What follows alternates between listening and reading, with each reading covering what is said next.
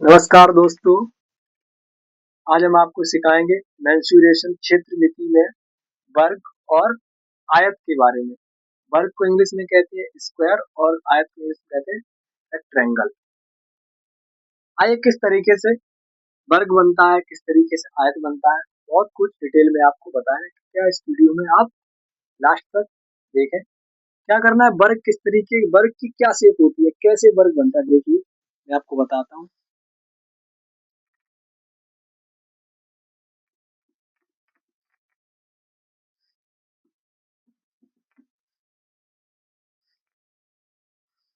इस तरीके से वर्ग बनता है। और आयत किस तरीके से बनता है, आयत के बारे में भी थोड़ा डिस्कस करते हैं। इस तरीके से क्या होता है कि वर्ग की कुछ खासियतें होती है। क्या होती है, वर्ग की चारों भुजाएं, सबसे पहली बात है कि वर्ग की जो चारों भुजाएं होती है वो बराबर होती है। फर्स्ट कंडीशन, क्या किसी भी शेप की चारों भुजाएं बराबर हो, क्या वो वर्ग होगा? हो भी सकता है, नहीं भी हो सकता है। कब कब वर्ग वर्ग हम कब कह सकते हैं, जब उसकी भुजाएं तो चारों बराबर हो और उसका प्रत्येक कोण भी कितने अंश का हो, 90 डिग्री का हो, यानी राइट एंगल हो ना, हो राइट एंगल। तो आपको ध्यान रखना है कि चार भुजाओं से जो घिरी हुई आकृति हो उसे तो हम चतुर्भुज कहते हैं। बट क्या है कि चार भुजाएं तो उसमें होनी चाहिए और चारों भुजाएं बराबर होनी चाहिए और उसका प्रत्येक कोण कितने अंश का होना चाहिए, 90 अंश का होना चाहिए। तो हम उसे क्या कहेंगे, वर्ग कहेंगे। सेम क्या है, सेम हम थोड़ा आयत में डिस्कस करते हैं। आयत की क्या है कि आमने सामने की भुजाएं कैसी होती हैं, बराबर होती हैं, यानी ये भुजा इसके बराबर होगी और ये भुजा इसके बराबर होगी। क्या भुजाओं से काम चल जाएगा? फिर क्या, इसका भी प्रत्येक कोण 90 डिग्री का होना चाहिए। कितने का होना चाहिए, 90 डिग्री का। आयत हम कब कहेंगे, जब उसकी आमने सामने की भुजाएं हो बराबर और प्रत्येक कोण कितने अंश का हो, 90 डिग्री का हो। कितने का हो, 90 डिग्री का हो। तो वो क्या होगा, आयत होगा, रेक्टेंगल होगा। क्या होगा, रेक्टेंगल। और स्क्वायर हम कब कहेंगे, जब प्रत्येक चारों भुजाएं कैसी हो, बराबर हो और प्रत्येक कोण कितने अंश का हो, 90 डिग्री का हो। तो उसे क्या कहेंगे, वर्ग कहेंगे। आइए कुछ इसके फॉर्मूलों की बात करता हूँ। अगर मुझे वर्ग का क्षेत्रफल निकालना हो, क्या निकालना हो, वर्ग का क्षेत्रफल, तो किस तरीके से निकालते हैं, फॉर्मूला आपको याद होगा। अगर याद नहीं है तो आप याद कर लीजिए, वर्ग का क्षेत्रफल, एरिया ऑफ स्क्वायर, वर्ग का क्षेत्रफल बराबर होता है भुजा स्क्वायर, भुजा स्क्वायर। अब मैं लिख लेता हूँ कि जो वर्ग होता है, वर्ग की भुजा को हमने ए मान लिया है, लिख लेते हैं, माना वर्ग की भुजा यानी साइड भुजा को हमने ए मान लिया। क्या मान लिया, ए। तो शॉर्टकट में थोड़ा बात करूं तो यहाँ क्या हो जाएगा, ए स्क्वायर। वर्ग का क्षेत्रफल बराबर क्या होता है, भुजा स्क्वायर, या आप कह सकते हो ए स्क्वायर। ए क्या है, एक साइड है, भुजा है। भुजा को इंग्लिश में कहते हैं साइड। ठीक है, इस तरीके से याद रखना है आपको। तो वर्ग का क्षेत्रफल अगर आपसे कोई पूछे तो क्या बताना है आपको, भुजा स्क्वायर या साइड स्क्वायर या ए स्क्वायर भी आप बता सकते हो। अब क्या करना है, नेक्स्ट नेक्स्ट हमारा फॉर्मूला क्या है, अगर वर्ग का कोई परिमाप पूछे। अब क्या है कि यहाँ पर ये भी ए हो गई, ये भी ए हो गई और ये भी ए भुजा और ये भी ए भुजा, क्योंकि चारों भुजाएं कैसी होती हैं, बराबर होती हैं। अगर आपसे पूछे कि वर्ग का परिमाप, वर्ग का परिमाप क्या होगा, तो आपको बताना है वर्ग का परिमाप होता है 4 गुणे भुजा और आपको लिखना है 4a। परिमाप क्या होता है, हमने मान लो यहाँ से चलना स्टार्ट किया, यहाँ गए ए, यहाँ गए, यहाँ पर 2a हो गया, यहाँ 3a, यहाँ फिर आगे कितना हो गया 4a। टोटल हमने कितनी डिस्टेंस कवर की, 4a। तो वही क्या है, 4a, यानी वर्ग का क्षेत्रफल भुजा स्क्वायर और वर्ग का परिमाप कितना होता है, 4 गुणा भुजा, या हम कह सकते हैं 4a। क्या करना है आपको, नेक्स्ट फॉर्मूला क्या है, नेक्स्ट फॉर्मूला ये क्या होता है, ये आपको पता होगा, ये क्या होता है, डायगोनल। इंग्लिश में कहते हैं डायगोनल, हिंदी में कहते हैं बिकर्ड। बिकर्ड, डायगोनल, ये क्या है? बिकर्ड। क्या करना है अगर आपको बिकर्ड निकालना हो? क्या निकालना हो? बिकर्ड। अब बिकर्ड सिंपल तरीके से आप निकाल सकते हो। ये क्या? ये राइट एंगल ट्रायंगल है। ये क्या है? ये बेस है। ये परपेंडिकुलर है। ये कर्ड है। राइट एंगल ट्रायंगल से देखते हैं तो ये क्या है? कर्ड है। हाइपोटेन्यूस, हाइपोटेन्यूस है। ये क्या है? कर्ड है। तो आपको क्या निकालना है? कर्ड निकालना है। तो फॉर्मूला क्या था? ए स्क्वायर, लंब का स्क्वायर प्लस आधार का स्क्वायर, उसके ऊपर रूट लगा देंगे। क्या हो जाएगा? 2a, √2a। तो आपको याद रखना है कि वर्ग का विकर्ण, अगर आपको वर्ग का विकर्ण निकालना हो तो क्या होगा? √2 गुणे भुजा। अगर हम भुजा में √2 से गुणा कर दें तो क्या निकल आता है? विकर्ण निकाल आता है। ऐसे आप ऐसे भी लिख सकते हो, √2, 2 के ऊपर रूट है और यहाँ लिखना आप a। इस तरीके से आपको ध्यान रखना है कि वर्ग का अगर मुझे क्षेत्रफल निकालना हो तो ए स्क्वायर होता है, वर्ग का परिमाप 4a होता है, वर्ग का विकर्ण 4√2a। इस तरीके से आपको ध्यान रखना है। आइए अब हम रेक्टेंगल पर चलते हैं, रेक्टेंगल पे चलते हैं, आयत पे चलते हैं। क्या है? आयत की जो लंबाई है वो हमने क्या, लंबाई को हमने मान लिया l, और यहाँ चौड़ाई को हमने क्या मान लिया? चौड़ाई को हमने मान लिया v। यानी ये l हो गई, ये भी तो l होगी, ये b होगी, ये भी b होगी, और ये 90 डिग्री एंगल है। तो पहले हम इसका क्षेत्रफल का फॉर्मूला सीखते हैं। आयत का क्षेत्रफल, एरिया ऑफ रेक्टेंगल, आयत का क्षेत्रफल, क्षेत्रफल एरिया ऑफ रेक्टेंगल, आयत का क्षेत्रफल होता है लंबाई गुणे चौड़ाई। लंबाई गुणे चौड़ाई, चौड़ाई को थोड़ा ये होता है। तो लंबाई गुणे चौड़ाई, लंबाई को हमने एल माना, चौड़ाई को हमने क्या माना? बी। एल इंटू बी, इस तरीके से आपको याद रखना है। आयत का अगर आपसे क्षेत्रफल पूछे तो आप कह सकते हो एल इंटू बी। एल 4 होती है लंबाई, बी 4 चौड़ाई, यानी लेंथ, और ये ब्रेथ। नेक्स्ट फॉर्मूले की बात करते हैं। अगर आपसे आयत का परिमाप पूछे, आयत का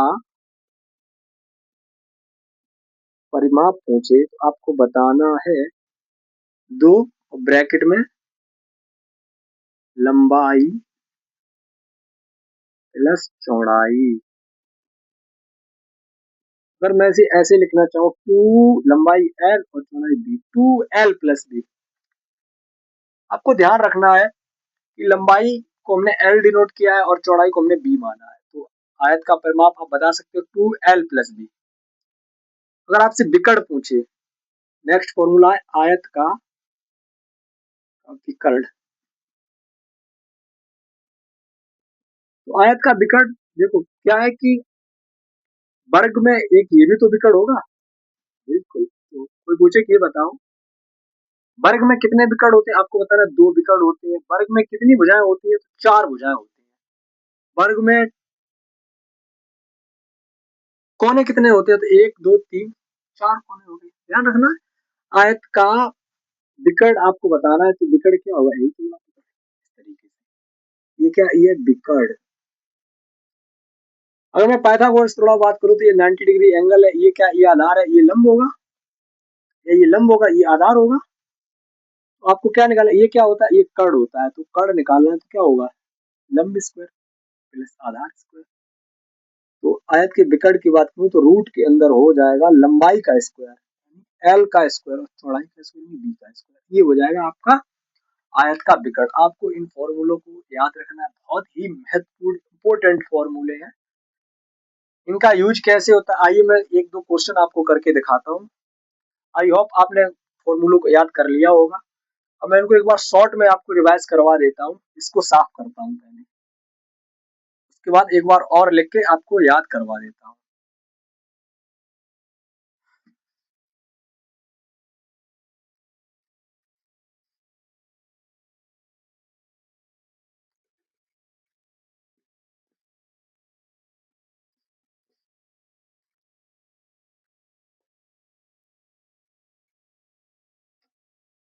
देखिए क्या है, हमने वर्ग की बात की थी,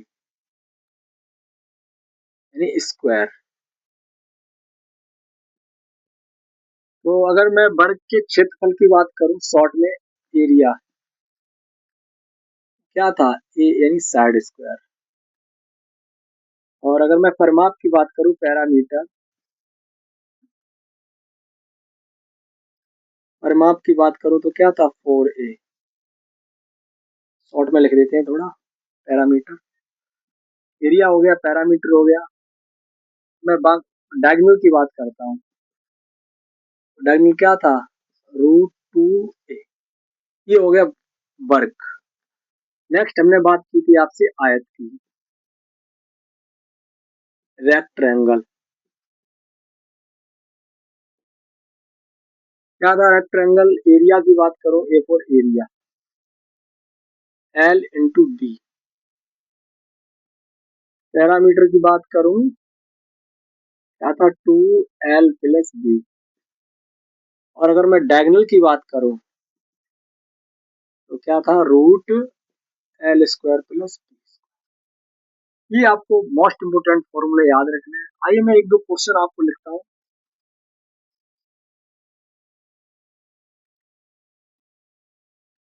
यदि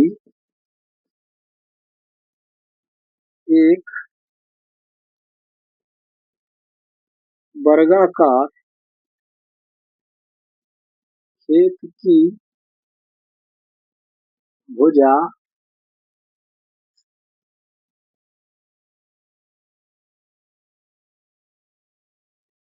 वर्गाकार खेत की भुजा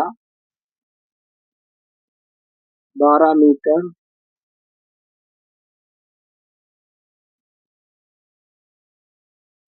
लंबी हो, 12 मीटर हो, इस तरीके से 12 मीटर हो, तो उस वर्गाकार खेत का परिमाप, खेत का क्षेत्रफल और परिमाप ज्ञात कीजिए। ये है, किस तरीके से सॉल्व करना है। वर्ग वर्गाकार खेत की भुजा, आपको भुजा पता है कितनी है, भुजा, भुजा है 12 मीटर। आपको क्या पूछा उसने, क्षेत्रफल और परिमाप, तो आपको क्षेत्रफल निकालना है। तो क्षेत्रफल क्या था, फॉर्मूला, क्षेत्रफल निकालने के लिए भुजा स्क्वायर, भुजा का स्क्वायर, किसका, खेत का क्षेत्रफल। कैसा खेत है, वर्गाकार खेत है, कैसा है, वर्गाकार खेत का क्षेत्रफल क्या होता है, भुजा स्क्वायर। इसे सॉल्व करते हैं, 12 भुजा है, इसका होल स्क्वायर करना है, कितना हो जाएगा, 144। नेक्स्ट उसने क्या पूछा, परिमाप पूछा। तो वर्गाकार खेत का परिमाप बराबर क्या था, 4 गुणे भुजा, 4 गुणे भुजा। तो 4 और भुजा कितनी है, 12, तो 12 से कितना हो जाएगा, 48 मीटर हो जाएगा। कितना हो जाएगा, 48 मीटर। यहाँ क्या आ जाएगा, 144 मीटर स्क्वायर आपको लिखना है। इस तरीके से क्वेश्चनों को हम सॉल्व करते हैं, अप्लाई इस तरीके से किए जाते हैं। एक क्वेश्चन और मैं लेता हूँ, आइए नेक्स्ट क्वेश्चन की तरफ चलते हैं। इसको साफ कर देता हूँ। क्या है हमारा नेक्स्ट क्वेश्चन, देखिए, कह रहा है कि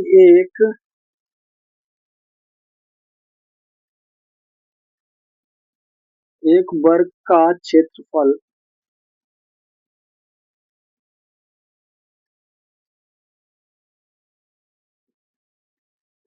400 मीटर स्क्वायर हो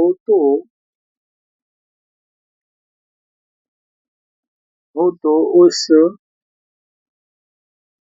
वर्ग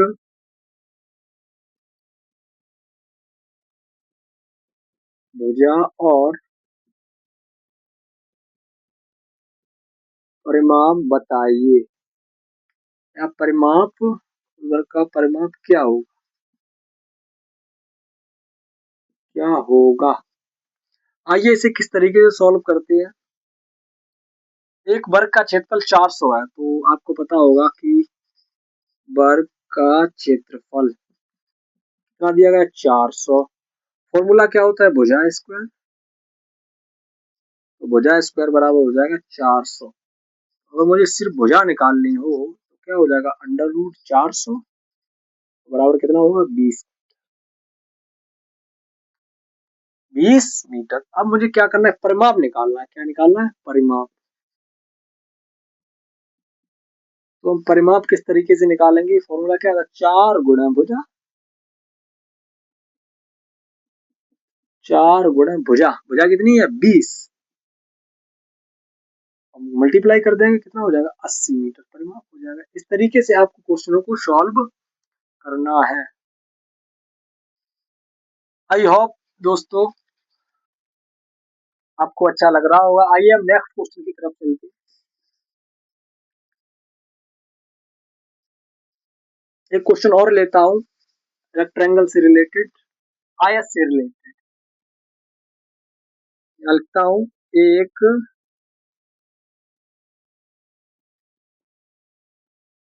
आयताकार आयताकार मैदान की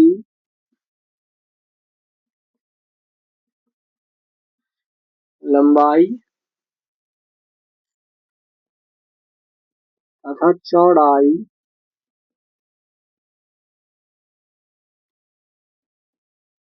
40 मीटर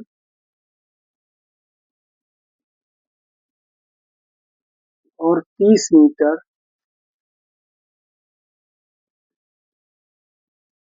हो तो आयताकार खेत का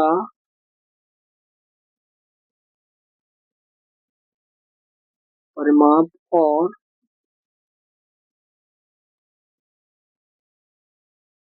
और क्षेत्रफल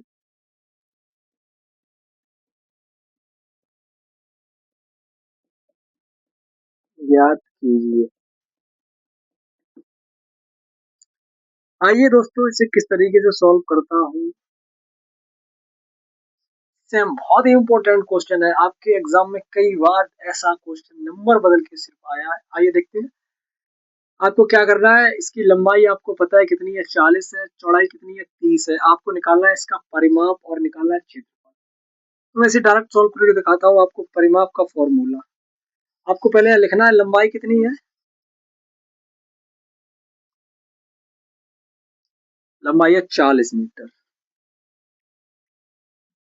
चौड़ाई कितनी है, चौड़ाई है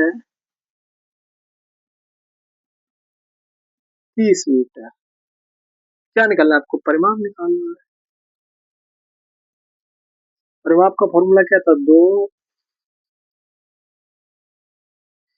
लंबाई धन चौड़ाई, लंबाई प्लस चौड़ाई।